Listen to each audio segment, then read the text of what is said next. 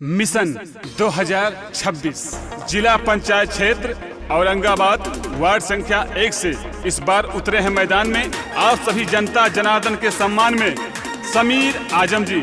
जी हाँ बहनों भाइयों, समीर आजम जी को अपना बहुमूल्य वोट दे करके भारी से भारी मतों से विजयी बनाएं और अपना जिला पंचायत बनाएं। नेता नहीं बेटा चुने, हर गरीब के सुख दुख में खड़ा रहने वाला, हर सभी का साथ निभाने वाला आपका भाई, आपका बेटा समीर आजम जी। समीर आजम जी को अपना बहुमूल्य वोट दे करके भारी मतों से विजयी बनाएं। जो वादा करेंगे समीर आजम जी उसे निभाएंगे। जो वादा करेंगे समीर आजम जी उसे निभाएंगे। आशीर्वाद मिला जो आप सभी का जीत के आएंगे। जिला पंचायत समीर आजम को अब की हम बनाएंगे। सुना है समंदर को बड़ा गुमान आया है, सुना है समंदर को बड़ा गुमान आया है, उधर ही ले चलो कश्ती जिधर तूफान आया है। और जिधर जाते हैं समीर आजम जी लोग कहते हैं एक नेक दिल इंसान आया। जी हाँ बहनों भाइयों, याद रखना अब की बार जिला पंचायत समीर आजम जी को बनाना है और वार्ड संख्या 1 को बहुत आगे लेके जाना है। धन्यवाद। जनता के सम्मान में हरदम आगे बढ़ते जाएंगे। बन के जिला पंचायत हर सुविधा सबको दिलाएंगे।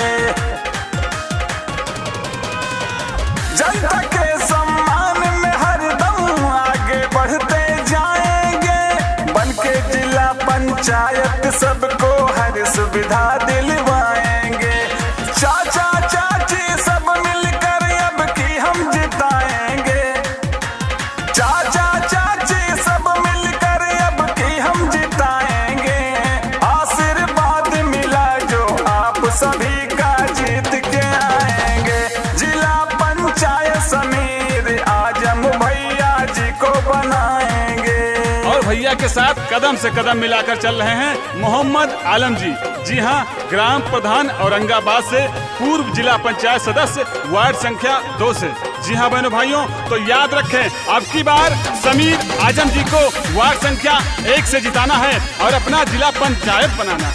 क्योंकि एक चुने नेक चुने और जिला पंचायत उसी को चुने जो आप सबकी सुने। गली गली RCC रोड बनवाएंगे। सरकारी योजना सबको भैया दिलवाएंगे। गली गली RCC रोड बनवाएंगे। सरकारी योजना सबको भैया दिलवाएंगे। अपने वार्ड का हरदम ये सम्मान बढ़ाएंगे। वार्ड संख्या 1 की हरदम ये सम्मान बढ़ाएंगे। आशीर्वाद मिला जो आप सभी का जीत के आएंगे।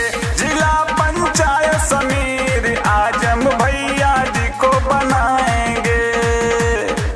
पीर परवर से कोई नीर पिघलनी चाहिए, पीर परवर से कोई नीर पिघलनी चाहिए और हर हिमालय से कोई गंगा निकलनी चाहिए। और वो गंगा बनकर निकले हैं आपके भाई, आपके बेटे समीर आजम जी। जी हाँ बहनों भाइयों, इस बार अपना जिला पंचायत समीर आजम जी को बनाना है और अपने वार्ड संख्या 1 को खूब आगे लेके जाना है। धन्यवाद।